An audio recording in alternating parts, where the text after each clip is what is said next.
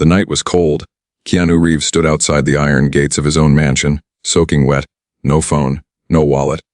Just the clothes on his back and mud on his shoes. Behind the gate, lights glowed warm from every window. He could see movement inside.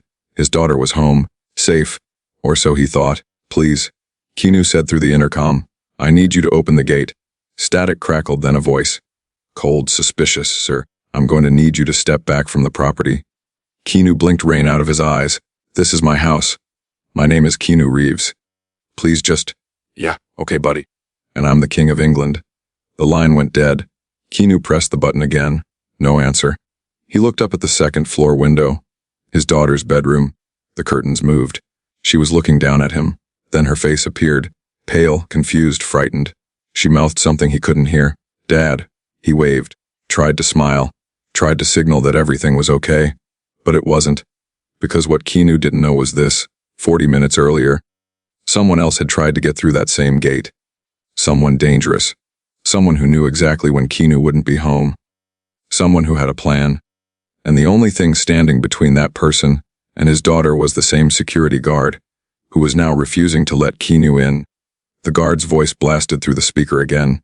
Sir, if you don't leave immediately, I'm calling the police. Keanu felt his chest tighten. Wait, please just listen. My daughter is inside. Her name is, I know who lives here, and you're not him. I can prove it. Just let me speak to her. You have 10 seconds. What? 10 seconds or this conversation is over. The rain poured harder. Keanu's daughter pressed her hand against the window. He could see her crying. But he couldn't reach her, couldn't protect her, couldn't even prove he was her father. And somewhere in the darkness behind him, a car sat watching, waiting. The same car that had been turned away an hour ago. The same person who wasn't giving up. What happened in the next hour would determine everything. Whether Keanu's daughter stayed safe, whether a criminal got away, whether one security guard's stubborn decision saved a life. If you couldn't prove who you were to save someone you loved, what would you do? Comment below. 6 hours earlier, everything was normal. Keanu had just wrapped a 14-hour shoot, exhausted, hungry, ready to go home. You know that feeling when you've been on your feet all day, and all you want is your own bed? That's exactly where Keanu's head was. His assistant usually drove him, but tonight she'd called in sick. No problem, Keanu said. I'll take an Uber. He didn't like attention, didn't like fuss, didn't need a convoy of black SUVs just to get home. So he slipped out the back exit, baseball cap low, and waited on the corner like anyone else. The car pulled up. Driver didn't recognize him. Perfect. That's the thing about Keanu. He actually likes being invisible. While other celebrities hire bodyguards and demand VP treatment, he just wants to be left alone. Halfway home, his phone died. He reached for his charger. Not there. Left it on set. We've all been there, right? That moment when you realize your phone's at 1% and you forgot the charger. No big deal, he thought. I'll charge it when I get home. But then, traffic, construction. Detour after detour, of course. Because when you're tired and just want to get home, that's when the universe throws every obstacle at you. What should have been a 30-minute drive became 2 hours. The driver kept apologizing. Keanu kept saying it was fine, because what else can you do? By the time they got close to his neighborhood, the sky had opened up. Rain poured down like a waterfall. The kind of rain that makes you question if you accidentally drove into a car wash. The driver squinted through the windshield. Man, I can't see anything. You sure this is the right street? Keanu looked around. Everything looked different in the dark. Different in the rain. No familiar landmarks. Just shadows and water. Yeah, I think so. Just drop me here. You sure? It's pouring. Keanu looked at the meter.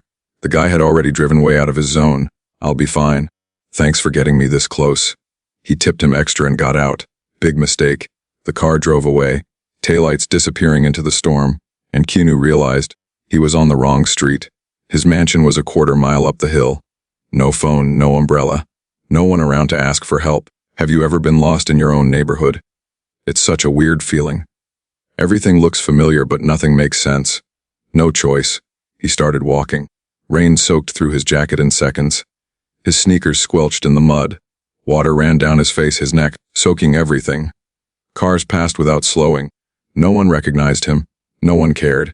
Just another person walking in the rain. That's the truth about fame. It only exists when people are looking. Out here, in the dark, In the storm, Keanu was just another guy trying to get home.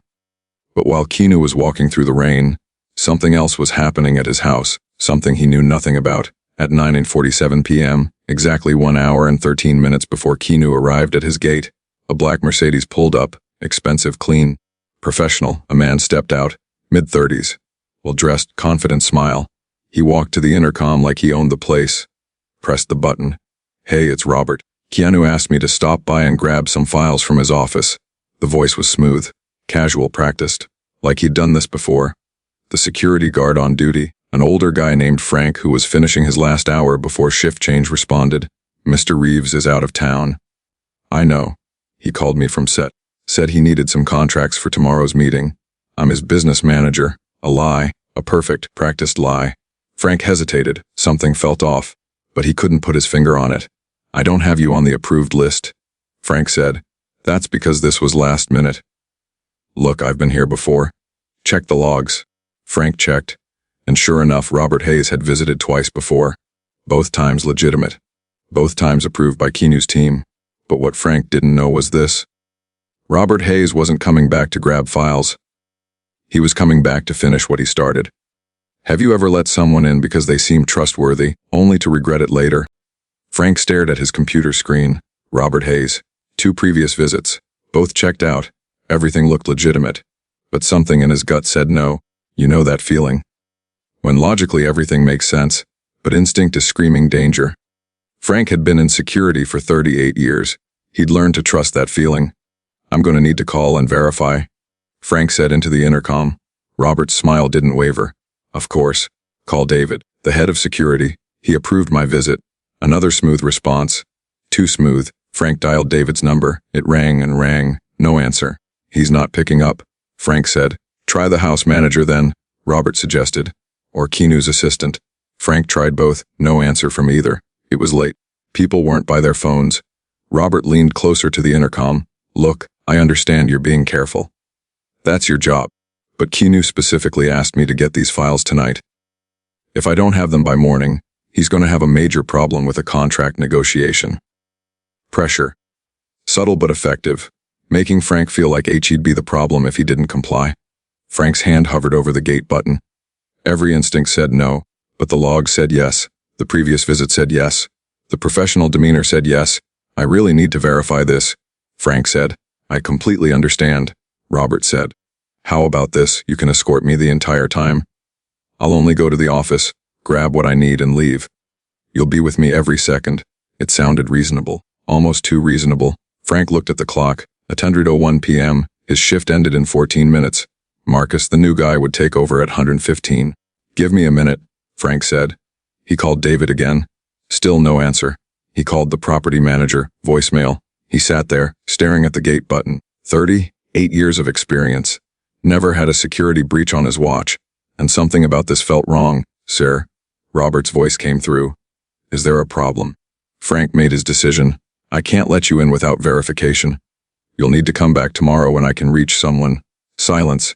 Long, heavy silence. Then Robert's voice came back, different now. Harder. "You're joking." "I'm not." "Security protocol. Do you know how far I drove to get here? Do you know what time Keanu needs these files?" "I understand, but..." "No, you don't understand. When Keanu finds out you blocked his business manager from getting critical files, you're going to have a serious problem." Threat. Veiled, but definitely a threat. And that confirmed everything for Frank. "Then he can take it up with me tomorrow," Frank said calmly. "Good night, sir." He disconnected. On the security camera, he watched Robert stand there. For 10 seconds, 20, 30, not moving, just staring at the gate. Then slowly, Robert walked back to his car. But he didn't drive away. He sat there, off, lights off, just sitting, watching. Frank kept his eyes on the monitor. Something was very wrong. At 1:15 p.m., Marcus arrived for his shift, young, eager. Third day on the job, Frank briefed him. Guy named Robert Hayes tried to get in about 20 minutes ago. Claimed to be Keanu's business manager. I couldn't verify. He's still sitting in his car down the street. Marcus looked at the monitor. "You think he's coming back?" "I think you don't let anyone in tonight. No matter what they say, even if they can prove who they are." Frank looked at him seriously. "Especially if they can prove who they are." Because the dangerous ones always have the best credentials. Marcus nodded. Frank gathered his things, headed out. And at 10:47 p.m. exactly 32 minutes after Marcus started his shift, Robert's car started moving again, but not away from the property. Toward it. He was coming back, and this time he had a different strategy. At 11:03 p.m. Keanu Reeves arrived at his own gate. Soaking wet, no phone, no ID. Looking exactly like someone who didn't belong. And Marcus, following Frank's final instruction, refused to let him in. He had no idea he was protecting Keanu from himself. He had no idea that the real threat had tried to get in an hour earlier. He had no idea that his stubborn refusal to open that gate would save everything. Would you trust your instincts over what looks legitimate on paper? Marcus stood at his post, watching Keanu shiver in the rain. Every fiber of his being wanted to help this man. He looked miserable, desperate, harmless. But Frank's words echoed in his head. The dangerous ones always have the best credentials. And this guy? He had no credentials at all. Just a story, just a claim. Marcus had learned in the military, trust the protocol, not the story. Sir, I'm going to ask you one more time to leave the property. On the monitor, Marcus saw movement. A car. Approaching slowly from down the street. The same black Mercedes that had been parked there for the last hour. Marcus's hand went to his radio. Something was happening. Keanu was still pleading through the intercom. Please, just let me talk to my daughter. She can identify me, sir. Step away from the gate. The Mercedes stopped 50 feet away. Headlights off, but Marcus could see it clearly on the infrared camera. Someone was inside. Watching. And then Marcus's phone rang. Unknown number. He normally wouldn't answer, but given everything happening tonight, security. Marcus, this is Frank. I just got a call from David. Did anyone else try to get in tonight? Just one person. Says he's Keanu Reeves, but what does he look like? Soaking wet, muddy jeans, torn jacket. That's him. That's actually Keanu. Marcus's blood went cold. What? His flight changed.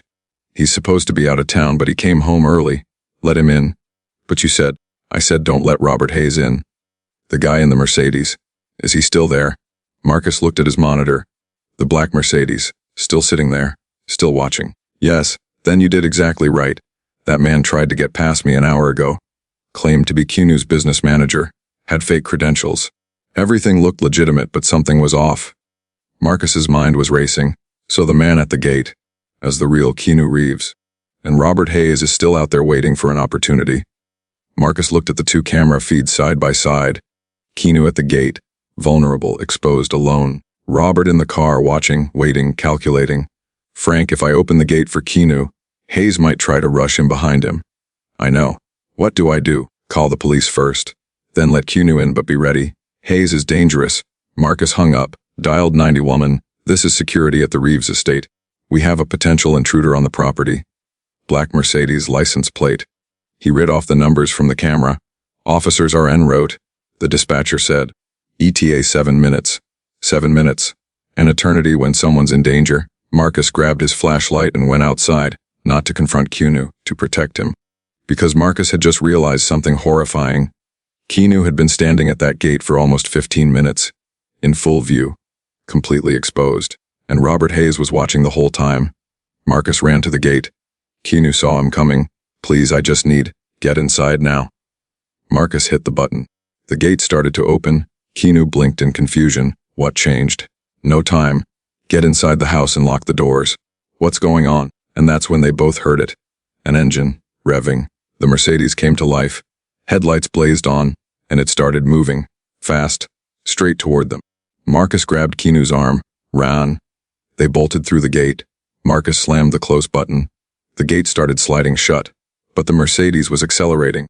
30 miles per hour, 40-50. On a residential street. Aimed directly at the closing gate. He's going to ram it. Keanu shouted. They ran toward the house. The Mercedes hit the gate at full speed. The sound was deafening. Metal screaming. Glass shattering. The gate held barely. But it held. The Mercedes's front end crumpled. Airbags deployed. And then silence. Keanu and Marcus stood on the front steps, breathing hard. Who is that? Marcus asked. I don't know. He knows you. He's been waiting for you. Through the shattered windshield they could see Robert Hayes. Conscious. Injured. But moving. He kicked open his door, stumbled out, and reached into his jacket. Marcus saw it first. He tackled Keanu behind a stone column just as Robert pulled out. Not a gun, a phone. He held it up, aimed it at the house. At the windows, at Keanu's daughter's window. Click. Click, click. He was taking pictures. That's what he wanted. Keanu breathed. Not to get in. To get photos. To prove where she lives. Where she's vulnerable. Sirens wailed in the distance. Robert heard them too. He looked at the house one more time, smiled, and ran. Disappeared into the trees behind the property. The police arrived 90 seconds later. Too late, but they had his car, his plates, his fingerprints, his photos, everything they needed. Marcus helped Keanu to his feet. You saved us, Keanu said quietly. I almost didn't let you in. When it mattered. The front door burst open. Keanu's daughter ran out sobbing. She crashed into him. Dad, what happened? I heard the crash. I'm okay. We're okay. She looked at Marcus. You're the guard who wouldn't let him in. Marcus nodded. I'm sorry. You were protecting me, she said softly. Thank you. But it wasn't over yet. What do you think Robert Hayes was really planning to do with those photos? The police searched the Mercedes. What they found made Keanu's blood run cold. In the trunk, a laptop, 3 different fake IDs, a file folder with printed photos. Photos of Keanu's daughter, leaving school, at the coffee shop, walking with friends, dozens of them. He's been following her for weeks, the detective said. Keanu's hands trembled as he looked through them. His 14-year-old daughter, photographed without her knowledge, stalked, targeted. Why? Keanu asked. The detective pulled out the laptop, opened it. On the screen, a dark web forum. The heading made Keanu sick. Celebrity home invasions, collector's market. He's not just a stalker, the detective explained. He's part of a network. They break into celebrity homes, steal personal items, take photos, and sell them to obsessed fans. What kind of items? The detective hesitated. Anything. Clothing. Personal effects. Sometimes they install hidden cameras. Keanu felt like he might throw up. And my daughter. We think he was planning to get into her room specifically. There's a premium market for personal items from celebrity children. The words hung in the air, heavy, disgusting, terrifying. David, the head of security, stood nearby listening. His face was pale. The 2 previous visits, David said. When we let him in as a business associate. The detective nodded. He was mapping the house. Learning the layout. Finding out which room was hers. Keanu looked at Marcus. If you'd let him in tonight, he would have known you weren't home. The detective finished. Your daughter was alone. He would have had free access to the entire house. Marcus sat down heavily. I almost did. He had all the right credentials. But you didn't, Keanu said. You trusted your instinct. Frank trusted his instinct first, Marcus corrected. He's the one who turned Hayes away the first time. The detective closed the laptop. Frank's suspicion saved this case, and Marcus's refusal to open the gate prevented a catastrophe. Have you found Hayes yet? David asked. No. But we will. We have his prints, his DNA from the airbag, his entire operation on that laptop. He's done. But Keanu wasn't satisfied. What about the network? The other people doing this? That's FBI territory now. This laptop has information on at least 15 other operations, 15 other families, 15 other children. All because people were obsessed with fame, obsessed with getting close to celebrities, obsessed with owning a piece of someone else's life. Later that night, after the police left, Keanu sat with his daughter. She was still shaking. How long was he watching me? We don't know. Did he? Did he ever get close to me? Keanu wanted to lie, wanted to protect her from the truth.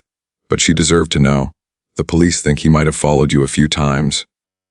But he never approached, never touched, never spoke to you. But he wanted to. Silence. Yes! She started crying, not loud, dramatic sobs, quiet, broken tears. The kind that come when you realize the world isn't as safe as you thought. I want to move, she whispered. We will. Tomorrow if you want. No, I want to be normal. I don't want to be Keanu Reeves' daughter. I just want to be me. Keanu held her. I know. It's not fair. No, it's not. They sat there for a long time, father and daughter, both realizing that fame comes with a price, and sometimes other people pay it.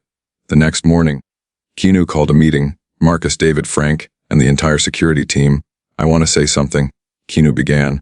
Everyone listened. Last night, 2 men saved my daughter's life. Frank, you trusted your instinct when everything told you to trust the credentials. Marcus, you held the line even when I was standing there in the rain begging you to open that gate. Frank shifted uncomfortably. We were just doing our jobs. No, Keanu said firmly. You were doing them right. There's a difference. He pulled out 2 envelopes, handed one to Frank, one to Marcus. This is a bonus, and a permanent contract. I want both of you running security for all my properties. Frank opened his envelope. His eyes widened. Sir, this is not enough. Keanu interrupted. But it's what I can do to say thank you. Marcus looked at his envelope. I don't deserve this. I almost didn't let you in. That's exactly why you deserve it. Keanu turned to address the whole team. What happened last night showed me something. We've been training security to be polite, to be accommodating, to make things easy for people. He paused. That ends today. From now on, security's job isn't to be nice. It's to be effective. If that means making me wait in the rain, so be it. If that means saying no to people with perfect credentials, so be it. David nodded. We'll update all protocols. Good. Because Robert Hayes had access to this house twice. He studied it, planned it, and the only thing that stopped him was 2 men who were willing to be suspicious. Keanu looked at Marcus and Frank. You didn't save a celebrity last night. You saved my little girl. His voice cracked, and I will never forget that. Do you think famous people's children should have more legal protection from stalkers? 3 days later, the FBI called. We found him. Keanu was at his lawyer's office when he got the news. We're Vegas. He was trying to sell the photos he took to an underground collector. What photos? He only had his phone. Cloud backup. He uploaded them before we could seize the device. Keanu's stomach dropped. Photos of my daughter. Photos of your house. Your daughter's window. Layout of the property. He was selling them as a package deal. Information for other stalkers to use. The room spun. Is he in custody? Yes. Along with 3 other members of his network. The agent hesitated. Mr. Reeves, I don't think that's, I want to see him. Silence. I'll arrange it. 2 days later, Keanu sat in an FBI interrogation room, separated from Robert Hayes by thick glass, phone receivers on both sides. Hayes looked different now, beaten down, defeated. But when he saw Keanu, he smiled. That same confident smile from the night at the gate. Keanu picked up the phone. Hayes picked up his. You actually came, Hayes said. Why my daughter? Hayes shrugged. Why not? That's not an answer.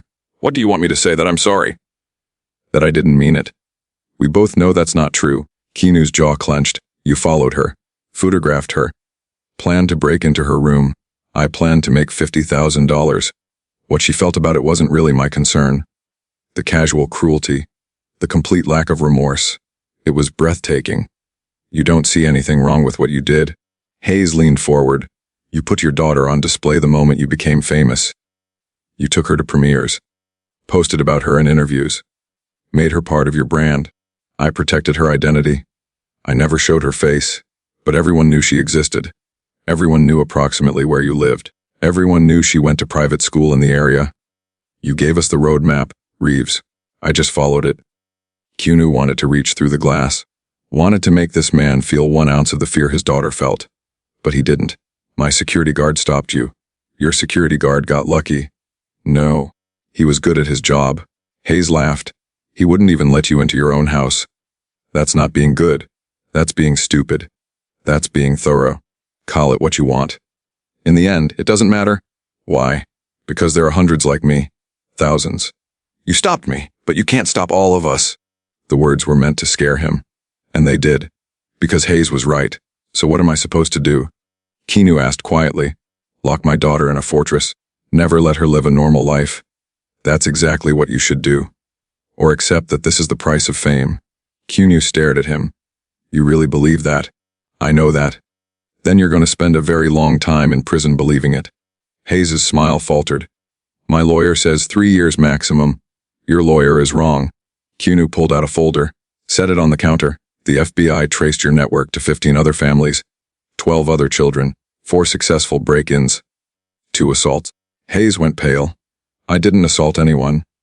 No, but your partners did. And you provided them the information to do it. That makes you an accessory to everything they did.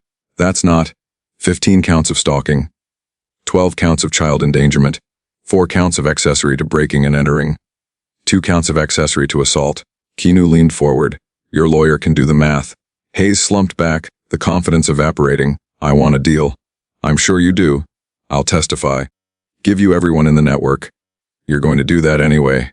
Then what do you want from me? Keanu stood up. Nothing. I just wanted to look you in the eye and let you know that you failed. I got the photos. Photos the FBI deleted from every server. Photos that will never see the light of day. Photos that cost you your freedom. He started to walk away. Hayes grabbed his phone receiver. Reeves, you can't protect her forever. Keanu stopped. Turned back. No.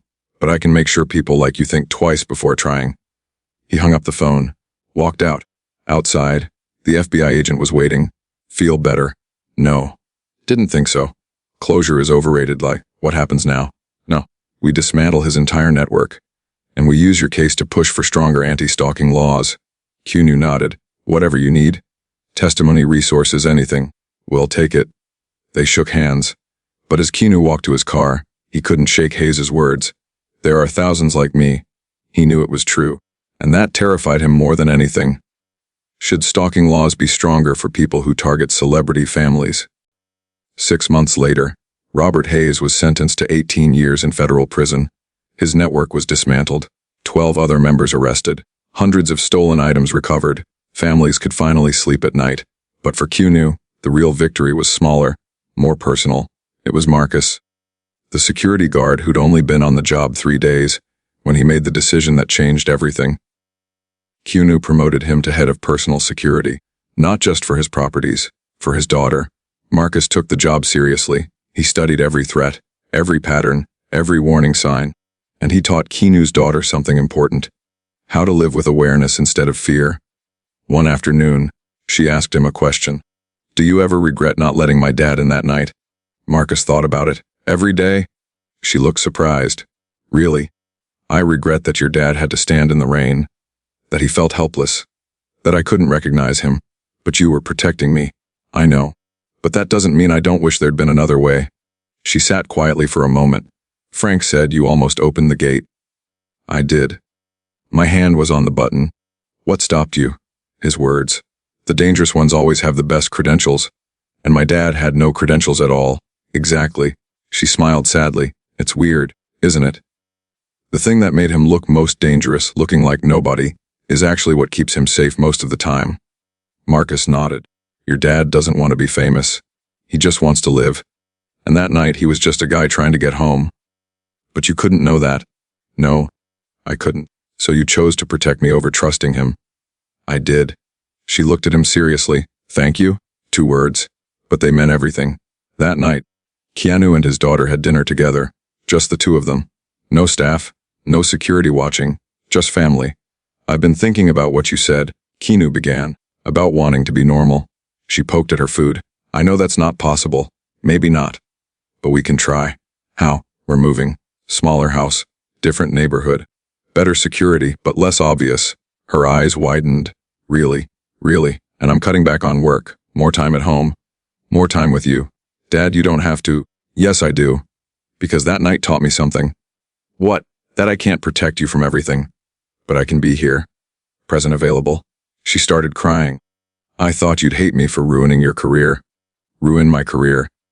You're the best thing I've ever done. They held each other. And for the first time in months, she felt safe, not because of locks or gates or security guards, but because her dad was there. A month later they moved. Marcus came with them. So did Frank.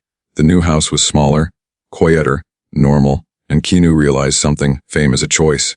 Not about being famous or not, but about how much you let it define you. He could have bought a bigger fortress, more guards, more cameras, more distance from the world. But instead, he chose connection. He chose presence. He chose to be a dad first and a celebrity second. And Marcus learned that sometimes the hardest decisions are the right ones. That protecting people means saying no even when everything in you wants to say yes. That real security isn't about making people comfortable. It's about keeping them safe. The gate incident became a story Marcus told in training sessions. I almost let a stalker in because he had credentials. He'd say, and I almost kept the homeowner out because he didn't. Both decisions were right. Both were wrong. Security is about threading that needle every single day. Young guards would ask, how do you know which choice to make? And Marcus would smile, you don't. You just trust your training. Trust your instincts. And hope you're protecting the right people from the right threats. Because in the end, that's all any of us can do. More incredible true stories coming soon. Drop a comment and tell us which moment affected you most: Keanu in the rain, Marcus's impossible choice, or the father-daughter conversation at the end. And here's the real question. If you were Marcus, would you have opened that gate? Would you trust credentials or instinct? Your feedback helps us bring you better stories. Thanks for watching. Stay safe out there.